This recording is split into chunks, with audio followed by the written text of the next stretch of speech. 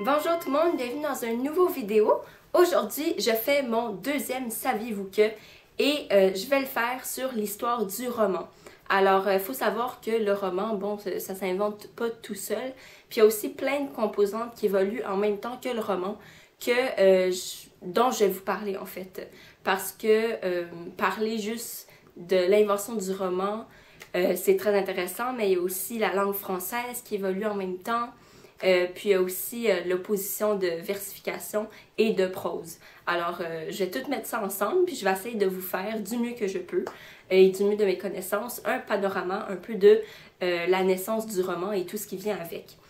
Bien sûr, à l'époque du Moyen Âge, parce que le roman, comme on s'en doute pas, est né au Moyen Âge, et le Moyen Âge n'était pas une époque statique où il se passait rien et où tout le monde avait des superstitions et où l'Église avait une emprise sur tout le monde puis qu'il n'y avait aucune créativité et évolution littéraire. C'est totalement faux. Le Moyen Âge, c'est une époque d'effervescence où il y a plusieurs genres qui se créent et qui se considérait elle-même comme une époque en continuation avec celle de l'Antiquité. Donc, il y a vraiment plein de stéréotypes qu'on peut briser dès le départ. Alors, oui, le Moyen-Âge était au courant qu'il y avait eu une Antiquité, puis qu'il y avait des latins qui avaient écrit tel texte, etc. Alors, ceci fait, je vais vous en parler, mais avant, j'ai remarqué que justement, dans mon nom de chaîne, Bézétote, et ben c'était ça, mais qu'on ne savait pas mon nom. Et puis là, j'ai eu quelques demandes de gens qui voulaient savoir comment je m'appelle, puis ben c'est une question très légitime parce que ben c'est vrai, j'ai jamais dit mon nom, c'était pas intentionnel, c'était juste comme ça. Et puis donc, je vais vous le dire tout de suite parce que je trouve ça vraiment stupide de faire ça comme un suspense jusqu'à la fin puis que vous écoutiez pas ce que je dis dans le fond parce que vous voulez juste savoir comment je m'appelle. Je trouve ça un peu ridicule. Donc, mon nom, c'est Evelyne. Alors, voilà, c'est dit. Et puis, aussi, à la fin du vidéo, par exemple, ça, c'est avec le suspense, je vais vous présenter un roman que j'ai reçu pour mon anniversaire. Donc, c'est un roman tout récemment sorti en France par une journaliste française. Je sais pas si elle est connue là-bas ou pas, mais elle a écrit plusieurs romans, dont celui-ci que j'ai reçu pour mon anniversaire et qui a rapport avec le Moyen-Âge et une certaine dame du Moyen-Âge. Et puis là, c'est un livre qui a l'air de se lire assez vite parce que les caractères sont gros et il n'y a pas tant de pages que ça. Je pense qu'il y en a 230. Mais je suis vraiment excitée de le lire. Je ne l'ai pas commencé encore. Donc, c'est sûr que je vais vous en reparler et je vais vous le présenter pour vous, si ça vous tente d'aller l'acheter. Si, par exemple, vous habitez en France, ben, il doit sûrement être très accessible dans les librairies. Alors, voilà. On va commencer par diviser le Moyen-Âge en 3 parties. Alors, le Moyen-Âge, il y a le Haut Moyen-Âge, où c'est encore assez primitif comme ère et où plusieurs genres vont être créés dans cette période-là. Ensuite, il y a le Moyen-Âge central qui peut être associé ou qu'on peut faire une analogie avec la Renaissance, l'époque où il y a plein d'effervescence. Ben, le Moyen-Âge central, c'est l'époque florissante, là où il y a vraiment le plus d'activité. Et à la fin, il y a le bas Moyen-Âge, là où ça va être un peu la période de crise du Moyen-Âge. Je vais vous expliquer pourquoi, évidemment. Maintenant, je vais vous mettre un cadre autour du roman, donc dans quel cadre, dans quelle place on peut le placer. Oui, je me suis un peu répétée. Donc, dans la période antique, il y a plusieurs genres littéraires, genres théâtraux.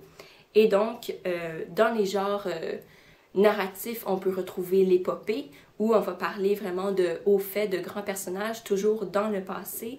Et à côté du genre narratif, le genre, je sais pas, là, de théâtre, qui est soit la tragédie, hein, où on parle vraiment de politique, de problèmes communs et très importants, avec toujours la fatalité à la fin. Et en bas de la tragédie, qui est un genre moins noble parce que pas mis en vers. Et parlant de sujets plus intimes, la comédie. Donc la comédie, contrairement à la tragédie, elle n'est pas écrite en alexandrin. Elle parle de sujets intimes comme le mariage, les chicanes de couple, les chicanes de famille.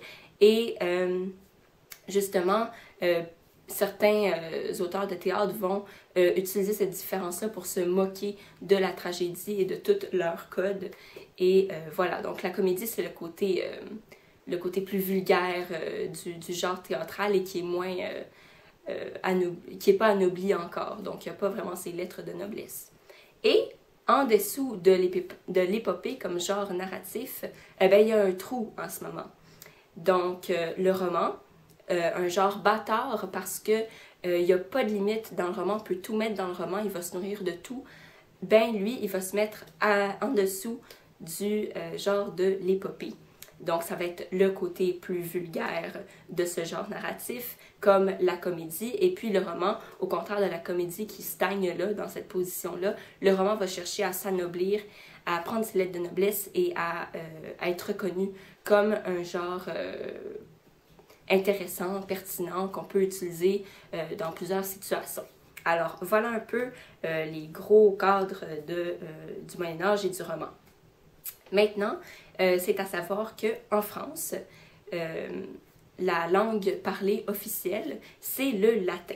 Alors, les gens sont chrétiens, ils parlent latin en public, ils écrivent latin à l'école et ils parlent latin à la maison. Sauf que le latin à la maison, il est plus intime, donc il est moins bien structuré, avec des moins jolis mots. Donc déjà là, il y a une distance entre ces deux langues-là. On peut dire que c'est une situation de diglossie. Donc, une situation de diglossie, c'est que le statut de la langue latine à la maison et de la langue latine parlée en public n'est pas le même. Et on utilise ces deux formes de langue latine pour des situations différentes, des contextes différents. Alors, peu à peu, le latin à la maison va se différencier vraiment dans sa construction orthographique, syntactique, tout ce que tu veux, pour vraiment s'écarter du latin officiel et écrit sur papier et va finir par devenir le proto-français. Donc, il va vraiment, vraiment beaucoup s'écarter jusqu'à un point où les croyants là, qui vont à l'église le samedi écouter leur messe, ils vont plus comprendre ce que le prêtre qui parle latin dit. Donc, l'Église, qui dans ce temps-là était au service du peuple, va décider, dans le concile de Tours en 1813, de faire les messes dans la langue du peuple, donc le proto-français à ce moment-là. Et puis, ensuite, le proto-français va devenir l'ancien français, où là, la présence du latin va être vraiment moindre, parce qu'au début, le proto-français, c'est un gros mélange de latin puis un petit peu de langue normande et gauloise. Et puis là, ça va s'écarter de plus en plus en devenant l'ancien français, puis le moyen français, puis le français moderne. Évidemment, tout ça, ça s'étale dans les 3 périodes que j'ai dit du Moyen-Âge. Alors voilà. Maintenant, pour les genres littéraires qui se développent au Haut Moyen-Âge, donc la première partie, il va y avoir 3 textes hagiographiques. Hagiographique, ça veut dire qu'on raconte la vie des saints. Ces 3 textes-là attestent vraiment de l'évolution du français, de la place du proto-français dans la société qu'on veut élever. Et puis, sauf qu'ils ne sont pas caractérisés comme étant le début de la littérature francophone parce qu'ils ont été écrits vraiment dans des intervalles trop loin l'un de l'autre puis ils ne sont pas assez longs. Donc, le premier, c'est Sainte-Eulalie. Et Eulalie, si on regarde l'étymologie du mot, ça veut dire bonne et Lalie, ça veut dire la parole, la bonne parole. Si je me souviens bien, ça se peut que je me trompe pour le E. Et puis, il va y avoir aussi la vie de Saint-Alexis et la vie de Saint-Léger. Et ces textes-là, particulièrement pour le texte de Saint-Alexis, attestent vraiment, illustrent la position du proto-français dans la société parce que, par exemple, Saint-Alexis qui peut représenter le français qui évolue ou même le genre du roman qui ressemble beaucoup dans sa position dans la société au proto-français, ben Saint-Alexis, lui, il va être même pas reconnu par sa famille, il va vivre dans la pauvreté, puis tous les gens de sa famille, ils vont jeter les déchets en bas de la maison, puis c'est lui qui va tout recevoir, donc il se nourrit justement de ce qu'il y a autour de lui. Ce qui caractérise certes le proto-français, mais surtout le roman qui justement a des possibilités infinies. Alors voilà, et bon, ces textes-là ont existent, sont répartis. Donc maintenant, au Haut Moyen-Âge, qui est la première partie du Moyen-Âge, c'est là que la plupart des genres littéraires vont être créés. C'est vraiment là où il y a le plus d'inventions, de créations et tout le reste. Et puis, donc, il va y avoir la chanson de geste qui va être créée, qui raconte des hauts faits de chevalerie principalement. Il va y avoir le lait, qui est une forme de texte beaucoup plus courte, et le fabliau, qui est court aussi. Alors, il y a ces trois genres-là, puis le roman qui vient vraiment un peu après. C'est le dernier à être inventé. Donc, à savoir pour la chanson de geste, oui, raconte les faits de chevalerie, et puis comment elle est structurée dans sa forme, c'est qu'elle est écrite en décasyllabes, voilà. Donc 10 syllabes par vers, et ça contraste vraiment avec l'alexandrin qui avant était utilisé, qui était le genre par excellence. Ben, la chanson de geste, pardon, fait déjà une évolution et se dirige vers le décasyllabe. C'est un genre qui est chanté parce que avant tout ce qui va être écrit en laid, en fabliau, en chanson de geste, était chanté, était performé avant. Donc c'était vraiment une culture orale super présente. Il y avait quasiment rien qui était écrit. Et puis là, au Moyen-Âge, on commence à écrire tout ce qu'on a entendu et tout ça. Il y a des copistes qui reprennent les premiers qui ont écrit ça sur papier puis qui vont faire des erreurs, retranscrire mal les chansons, rajouter des passages parce qu'ils trouvaient ça trop intéressant, en enlever parce qu'ils trouvent ça ennuyant. Donc ça fait partie de la littérature du Moyen-Âge. Il y a beaucoup de modifications. Il y a même plusieurs versions de une histoire ou de une chanson. Puis ça, faut pas penser que c'est étrange. En fait, une œuvre, c'est c'est toute la multiplicité des manuscrits qui ont été écrits sur elle. Et aussi, tous les genres, les fabliaux, chansons de geste, sont encore écrits en vers, là. Donc, voilà. Et pour la chanson de geste, je répète, décasyllabe. Le roman, lui, va changer du décasyllabe à l'octosyllabe.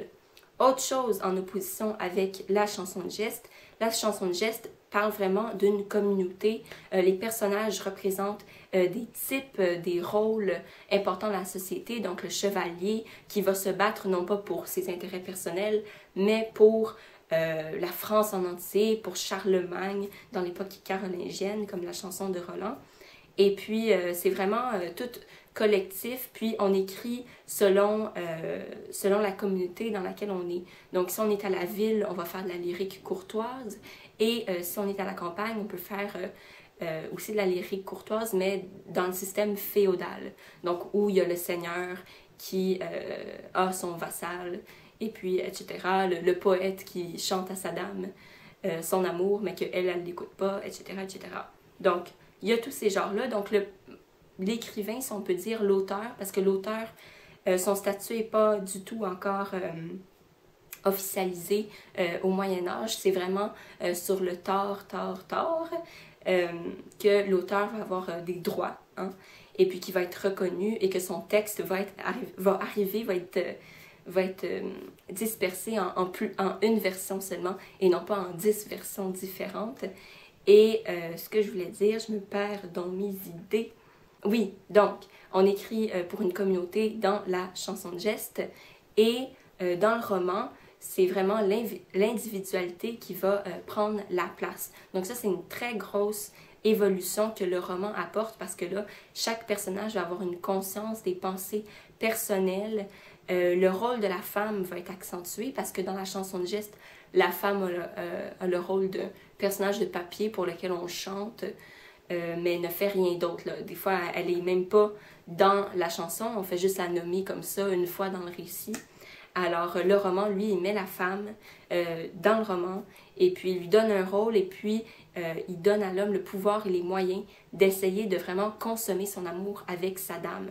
Alors, c'est vraiment plus concret dans le roman. Et puis aussi, il va y avoir des personnages types, là aussi, qui vont être ajoutés, qui vont être créés, comme le nain ou le géant, qui, dans le roman, vont toujours être des personnages mauvais et inquiétants. Alors, je sais pas, pour vous donner un exemple, il y a un nain méchant dans Tristan et Iseult qui va aller raconter au roi, en fait, la vérité, hein, que Tristan et Iseult s'aiment et qui trompent le roi Marc.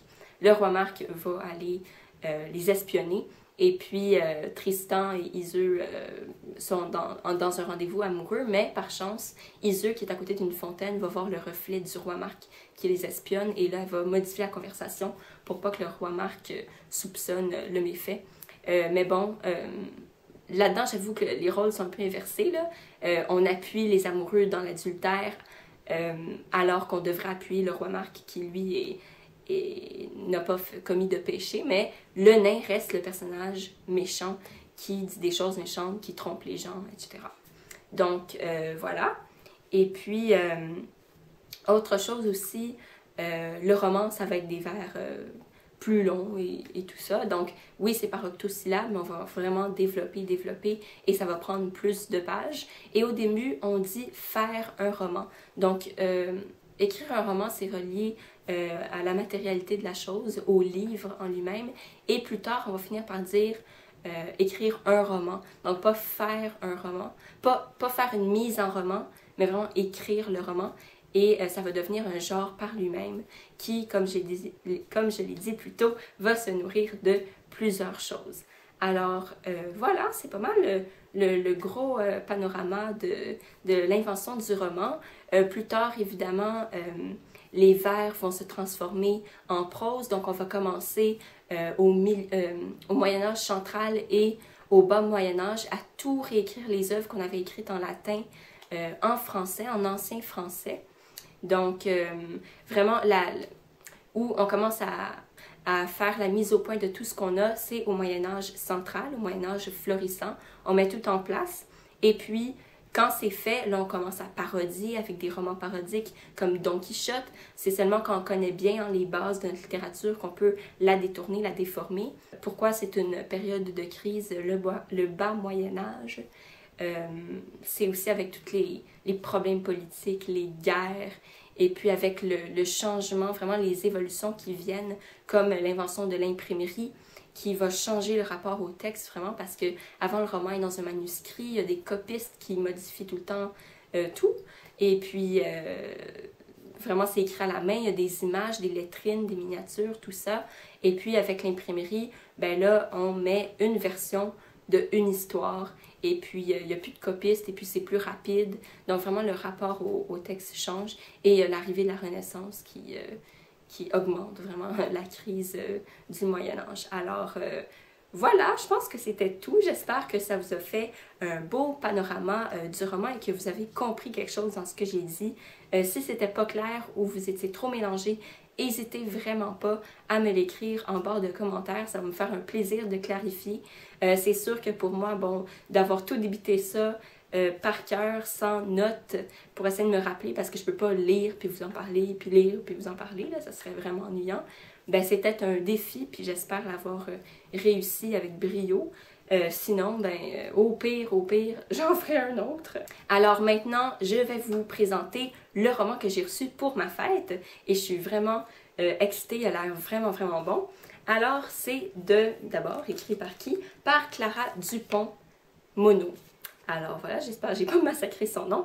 Et puis, le roman, c'est Le roi disait que j'étais diable. Alors, comme j'ai dit, c'est 200 quelques pages, ouais, 230 pages. Et ça va être l'histoire fictive, en partie fictive, de Aliénor d'Aquitaine, qui vit au 12e siècle. Et je vais vous lire un passage de la 4e de couverture, c'est très très court, comme ça va vous donner une idée du livre.